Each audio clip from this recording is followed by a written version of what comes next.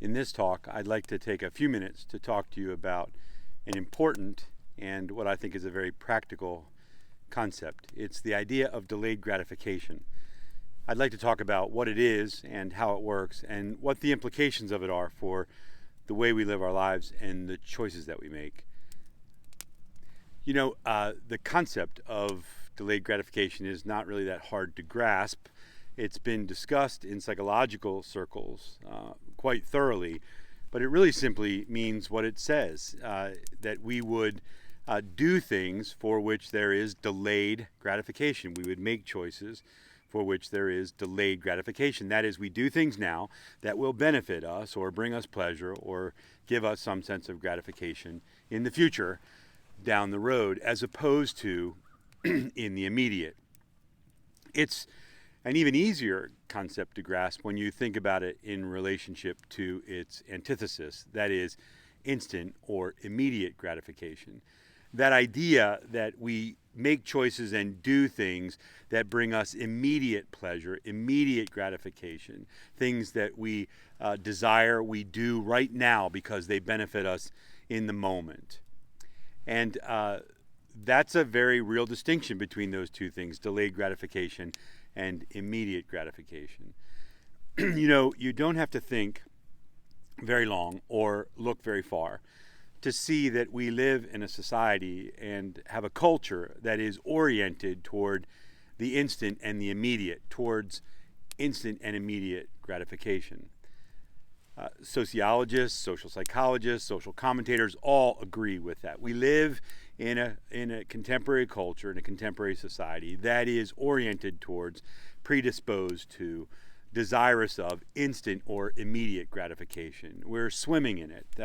It is everywhere. Sort of this idea that why put off something that brings you pleasure or something that you enjoy? If you want it, if you desire it, go and get it, go and have it, go and do it in the immediate. Those things for which there is delayed gratification, those things, they're not as much fun and they don't bring us as much gratification, and it's delayed, so why bother? And that's the world we live in, and the problem with that is it actually exploits our human nature, which is disposed towards those things anyway. We want things that make us feel good, the things that give us immediate stimulation or immediate gratification, those things that are instant. That's what we want, and when everything around us is actually pushing in the same direction, it creates a problem for us to want to live according to the principles of delayed gratification, to choose delayed gratification. It's not easy to do, and yet the things for which there is delayed gratification are often more meaningful, more significant, more lasting than the things that we choose in the immediate. Just think about simple dietary choices. We can choose a healthy meal that some of us may have learned to enjoy, but the idea of eating a healthy meal or a salad that will benefit us in the long run in terms of our health, as compared to indulging in a double thick chocolate milkshake that feels so good and tastes so good in the here and now. That's the decision, the kind of decisions that we're faced with every day. And the idea of delayed gratification is not an easy one for us, and not an easy one in our day. And yet, I think of delayed gratification as a mark of wisdom and maturity, but social psychologists and sociologists have also identified it as a factor for personal success. They've identified that people who experience a higher degree of personal success, professional success, social success, relational success, tend to be people who are comfortable with and embrace the idea of delayed gratification.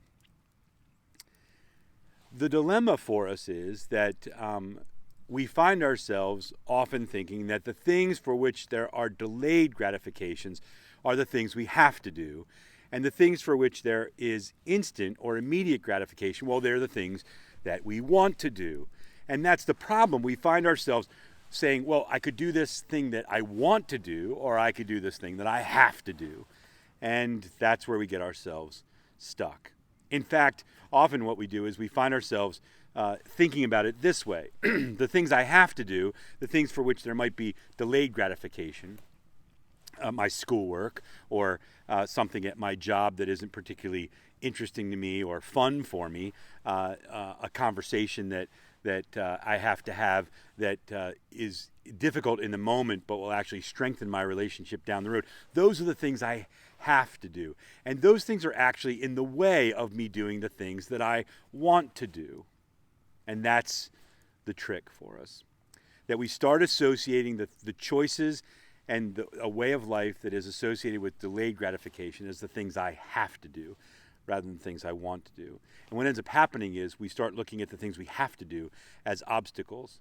And that would be one thing, but I don't think we look at them as obstacles that need to be navigated.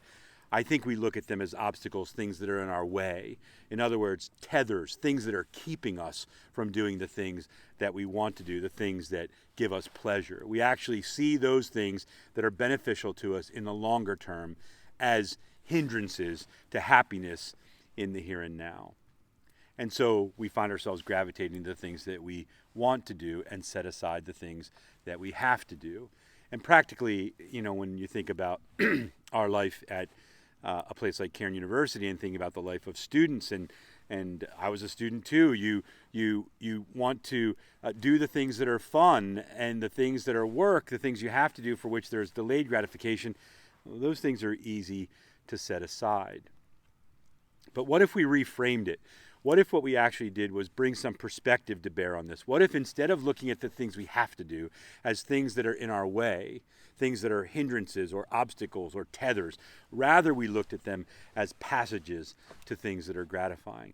And one of the ways to do that is to actually see these two things converging in our choices and in the decisions that we make regarding our lifestyle and our time management. It works something like this, that you would employ what is an old axiom of work first and play later. This idea that instead of deciding that we will play first and then drag ourselves to the things we have to do, that's not actually playing to our strengths psychologically. It's not working on the principles of reinforcement. We're not rewarding ourselves that way. We're actually punishing ourselves for doing something fun by dragging ourselves into the things we have to do. But if we employ this other technique of work first and play second, what we actually do is we're setting for ourselves these goals. I'm going to do this thing for which there is delayed gratification, and I'm going to reward myself by, when it's done, partaking in something that brings me instant or more immediate gratification. So instead of seeing it as a hindrance, this is now a passage to my taking a nap or streaming or jumping on a Zoom call with my friends or spending some time gaming. It's not in my way, it's a passage to it. And when we do that, what we actually find is that we'll see benefit in the things for which there is delayed gratification, and we'll keep clear the distinction between immediate gratification and delayed gratification, and the things that are less meaningful in the longer term, less substantive, less significant, we'll actually keep those things in perspective. They won't become the first things. They'll become things we enjoy, but they won't supersede the things for which there are delayed gratifications. In other words, reframing it that way and working first and playing later will actually help us embrace the idea of delayed gratification, something that is good for us and those around us. We'll find ourselves actually finding benefit in the things for which there is delayed gratification by rewarding ourselves with those things for which there is more immediate or instant gratification. It's the simple principle of work first, play later. And it's a good one, and it will benefit us.